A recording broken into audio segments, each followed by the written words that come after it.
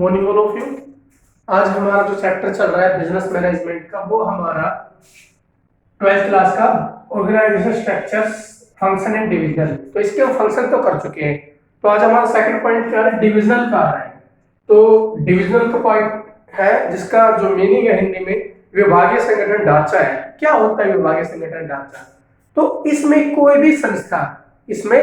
भी संस्था जो उसके द्वारा उत्पादित की जाने वाली विभिन्न या उसके द्वारा उत्पादित किए जाने वाले मुख्य कार्य को विभिन्न भागों में डिवाइड कर दिया जाए तो उसको क्या कहते हैं, डिविजनल ऑर्गेनाइजेशन स्ट्रक्चर। आगे रिपीट कर रहा हूं, इसमें कोई भी संस्था जिसके द्वारा उत्पादित किए जाने वाले मुख्य कार्य को मैनी पार्ट में डिवाइड कर दिया जाता है, चाहे वो मैनी पार्ट में डिवाइड कर दिया जाता है, तो उसको क्या कहते हैं, डिविजनल ऑर्गेनाइजेशन स्ट्रक्चर्स। इसमें दे रखा है, it refer to be division of whole enterprises according to the major products to be manufactured by it. तो वही चीज कह रहा है, इसमें कोई भी संस्था जो उसके द्वारा उत्पादित किए जाने वाले मेजर प्रोडक्ट को, मुख्य उत्पाद को मैनी पार्ट में, बहुत सारे भाग में विभाजित कर दिया जाता है, तो उसको क्या कहते हैं, डिविजनल ऑर्गेनाइजेशन स्ट्रक्चर्स।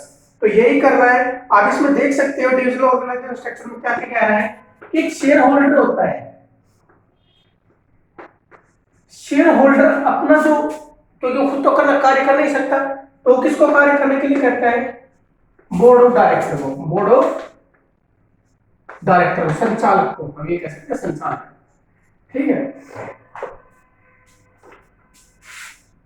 संचालक को। अब यहां से जो कार्य मिलेगा वो किसको मिलेगा, CEO, chief executive officer, chief executive officer. अब यहां से जो कार्य बढ़ जाएगा, अब कौन सा कार्य हमें करना है वो हमारे ऊपर डिपेंड करेगा। या तो धातु वाला करोगे, मेटल प्रोड्यूस करना, या फिर अदर वर्क करोगे। आई थिंक प्लास्टिक वाला कर सकते हो, प्लास्टिक प्रोड्यूस करना। अब इनके अगर आपके पास ये प्रोडक्ट बनाने का कॉन्ट्रैक्ट है तो इसको भी हमें काफी पार्ट में डिवाइड कर दिया जाएगा।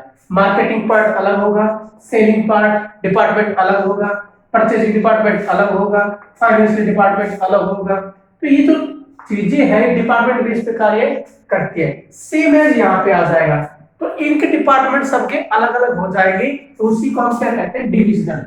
मतलब विभाग अलग अलग हो जाएंगे। जो खरीदने वाला डिपार्टमेंट है वो खरीदने वाला ही एक्टिविटी करेगा, वो कभी भी बेचने वाली एक्टिविटी नहीं करेगा। तो जो बेचने वाला है वो सिर्फ बेचने वाली एक्टिविटी करेगा और एक्टिविटी नहीं करेगा। फाइनेंशियली है वो फाइनेंशियल से रिलेटेड करेगा, मार्केटिंग है वो मार्केटिंग से रिलेटेड करेगा। तो सबके डिपार्टमेंट अलग अलग होते हैं जो अपनी ही सिर्फ एक्टिविटियां करेंगे। तो ये था कुछ इसके बारे में, डिविजन के बारे में। अब इसके एडवांटेज और एडवांटेज दे रखे हैं, वो हम देख लेते हैं क्या डिसएडवांटेज और क्या एडवांटेज दे रखे हैं। जो फर्स्ट पॉइंट दे रखा है इसके डिविजनल ऑर्गेनाइजेशन स्ट्रक्चर का एडवांटेज देख लो। एडवांटेज मतलब कि इसके लाभ देखो। फर्स्ट पॉइंट क्या है, डेवलपमेंट ऑफ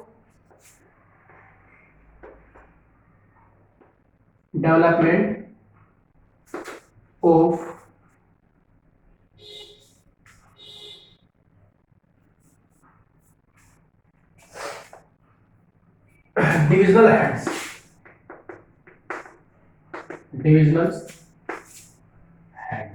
मतलब कि इसका मेन जो लाभ होगा ये होगा कि इसमें जो अध्यक्ष होगा, कौन, विभाग का जो अध्यक्ष होगा, उसका क्या होगा, विकास होगा। तो विभाग का अध्यक्ष कैसे क्या विकास होगा, इसमें क्या होगा, the head of each division looks after all function connected with their products. इसमें जो डिवीजन का हेड होगा, अध्यक्ष होगा, वह उसके द्वारा उत्पादित किए जाने वाले जितने भी एक्टिविटियां होगी उन सब पर ध्यान रखेगा। तो इसमें प्रत्येक डिवीजन का जो अध्यक्ष होगा तो उसके अंदर में जितनी भी एक्टिविटियां होगी एक प्रोडक्ट को बनाने के लिए, उन पर देखभाल या लुक आफ्टर, देख रेख करेगा उसकी। And that this purpose sale, advertisement, production, finance, और किस प्रकार की एक्टिविटियां होगी, माल बेचने के लिए, खरीदने के लिए, विज्ञापन करने के लिए, उत्पादन करने के लिए, और वित्तीय स्थिति, finance related. It have the development of various skills in divisional heads. तो इस प्रकार एक डिविजनल हेड्स की विभिन्न प्रकार की जो विभिन्न प्रकार की कौशल होगा, या जो विभिन्न प्रकार की कौशल विकसित होगी या विकास उसका होगा, नॉलेज अच्छी बढ़ेगी। तो हम ये कह सकते हैं कि इस प्रकार जो एक्टिविटी वो बार बार अगेन टू अगेन करता रहेगा, तो इससे क्या होगा, वेरिड स्किल, जो उसकी स्किल है वो विभिन्न प्रकार की स्किल क्या हो जाएगी, डेवलप हो जाएगी। क्या हो जाएगी, डेवलप मींस विकसित हो जाएगी, क्योंकि वो अगेन टू अगेन उस कार्य को करता रहेगा, तो एक प्रकार का एक्सपीरियंस उसको अच्छा हो जाएगा। तो ये था इसमें डेवलपमेंट में फर्स्ट पॉइंट जो क्लियर करेंगे। Second point, divisional result can be assessed.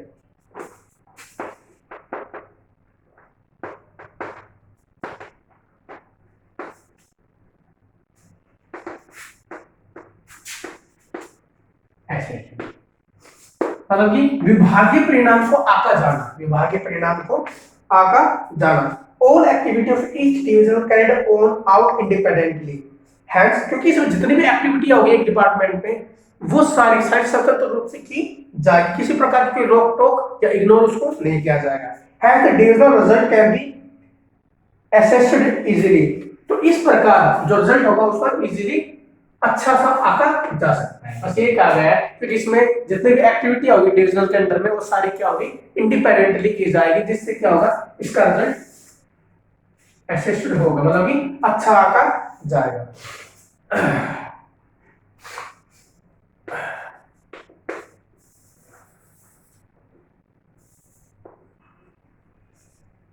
Access अच्छा आका जाएगा, एक्सेस में अच्छा आका जाएगा, अच्छा जाएगा या फिर एक अच्छा परिणाम आउट किया जाएगा।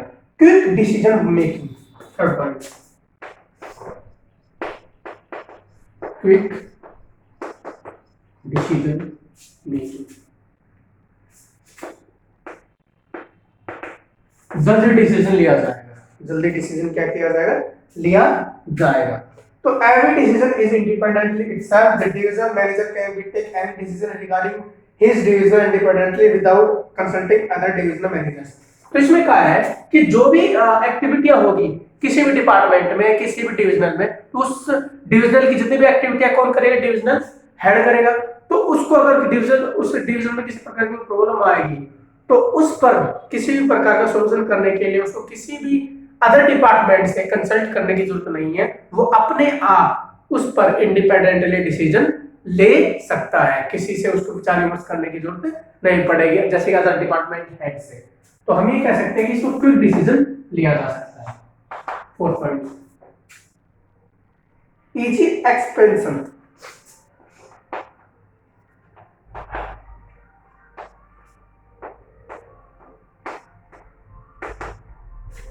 इजी एक्सपेंशन मतलब कि विस्तार में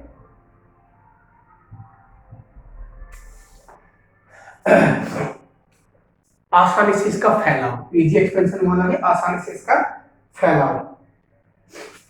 for every product is separate division is open, common से मतलब प्रत्येक डिपार्टमेंट जो होता है उनके अलग अलग प्रोडक्ट होते हैं, तो अपने प्रोडक्ट पे ही फोकस करते हैं, अदर प्रोडक्ट पे ज्यादा फोकस नहीं करते हैं।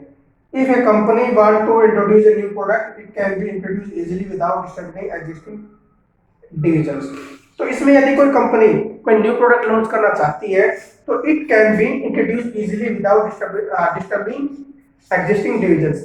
तो इजीली उस प्रोडक्ट को प्रोड्यूस कर सकती है विदाउट अनदर डिपार्टमेंट के डिस्टर्बेंस के। तो हम ये कह सकते हैं कि जो डिविजनल विभाग होता है या डिविजन को विभाग कहते हैं, डिविजनल ऑर्गेनाइजेशन स्ट्रक्चर होता है, इसमें किसी भी प्रकार का प्रोडक्ट प्रोड्यूस करने के लिए, उसको एक्सप्लेन करने के लिए हमें अदर डिपार्टमेंट से किसी प्रकार की सलाह कंसल्ट नहीं लेनी पड़ती है, हम इजीली उसको एक्सप्लेन कर सकते हैं, बना सकते हैं।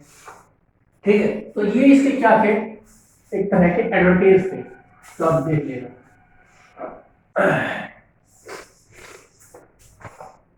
अब इसके डिसएडवांटेज देख लो आप।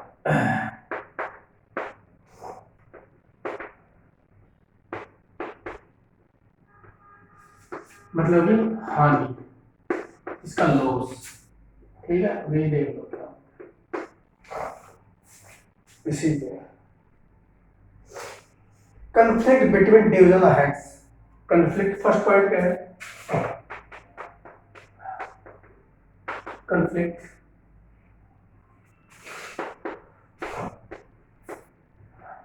बिटवीन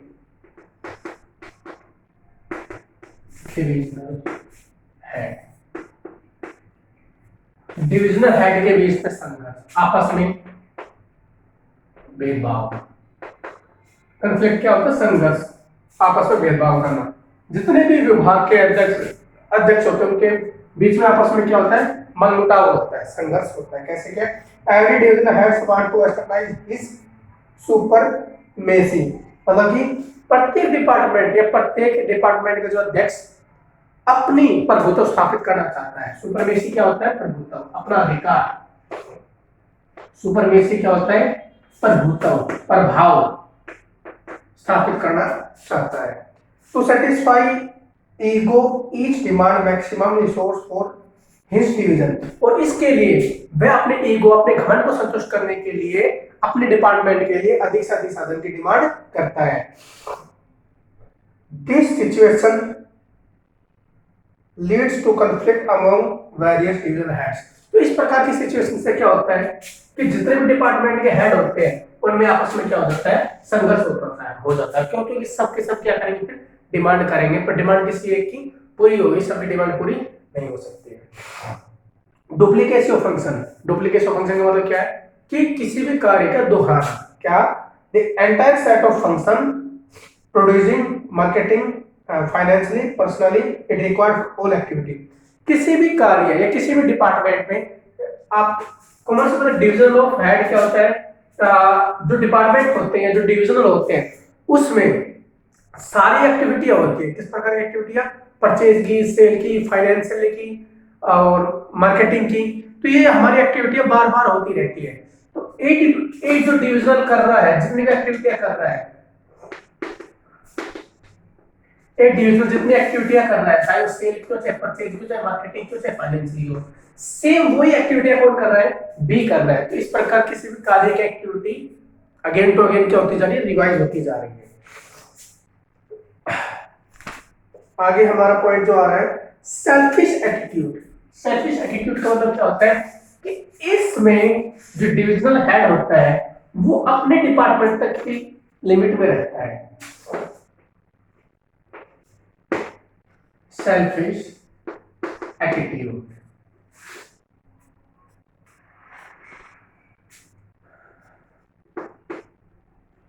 सेल्फिश एटीट्यूड का मतलब क्या होगा? स्वार्थी। तो इसमें क्या होगा? जो डिवीजन का हेड होगा वो अपने डिपार्टमेंट की एक्टिविटी तक ही लिमिट रहेगा, अदर डिपार्टमेंट की एक्टिविटी में इंटरफेयर या उनको इग्नोर करने की कोशिश करेगा उसको। ठीक है, तो उसको क्या कह सकते हैं? सेल्फिश एटीट्यूड कह सकते हैं। ठीक है, every division try to display better performance sometime even at the cost of other division. ये कहते हैं प्रत्येक जो डिवीजन का प्रत्येक डिवीजन या एवरी डिवीजन जो हेड होता है वो अपने कार्य को अधिक से अधिक अच्छा करने की कोशिश करता है कंपैरिजन अनदर डिपार्टमेंट की तुलना में। This show their selfish attitude. तो इससे हमें क्या दिखता है कि वो एक सेल्फिश एटीट्यूड बेस्ड है, स्वार्थी व्यक्ति, स्वार्थी डिविजनल हेड है। Consequently it hits the interest of concern a whole. तो परिणाम स्वरूप क्या होता है? इससे संपूर्ण कार्य के हितों में जो हित होते हैं उनमें एक तरह का क्या होगा? ठेस पहुंचेगी। तो क्या होगा इससे? अगर वो कंसिक्वेंटली परिणाम स्वरूप अगर वो अपने कार्य तक लिमिट रखेगा और अनदर डिपार्टमेंट के कार्य में अनदेखा करेगा, इग्नोरेट करेगा, एक भेदभाव करेगा वहां के एम्प्लॉय या अदर डिपार्टमेंट के साथ, तो इससे क्या होगा? जो डिपार्टमेंट या जो कंपनी है उसके अंडर में जितनी भी एक्टिविटियां हो रही है वो अच्छे से नहीं हो पाएगी। हम ये कह सकते हैं तो कंसर्न को it hits the interest of concern and whole. तो इससे क्या होगा? उनके हितों को ठेस पहुंचेगा, संपूर्ण कार्य को करने में क्या होगा? एक तरह का एक अच्छा रिजल्ट नहीं मिल पाएगा। तो ये हमारे कुछ इसके इन डिसएडवांटेज दे रखे थे और एडवांटेज हम कर चुके हैं डिविजनल के, डिवीजन के बारे में भी पढ़ चुके हैं। इसमें कुछ नहीं है, इसमें कोई भी संस्था जो उसके द्वारा बनाए गए उत्पाद को या बनाए गए मुख्य उत्पाद को, मेजर प्रोडक्ट को मैनी पार्ट में डिवाइड करता है तो उसको क्या कहते हैं, divisional organisation structure. Again repeat कर रहा हूं, इसमें कोई भी संस्था जो उसके द्वारा बनाए गए मुख्य मेन प्रोडक्ट को मैनी पार्ट में डिवाइड करती है तो उसको क्या कहते हैं, डिविजनल ऑर्गेनाइजेशन स्ट्रक्चर। तो इसके डिफरेंट दे रखे हैं, डिफरेंट आप अपने आप कर लेना, फंक्शनल स्ट्रक्चर और डिविजनल स्ट्रक्चर, क्योंकि मैं दोनों पढ़ा चुका हूं, इसके डिफरेंट आप अपने आप कर लेना। इस प्रकार हमारे 10 चैप्टर कंप्लीट हो चुके हैं। आई थिंक 4th यूनिट कह सकते हैं, 5th हमारी चली रही है, ठीक है। तो आगे देखेंगे, आज हमारे यहाँ तक ही करो। Okay, thank you.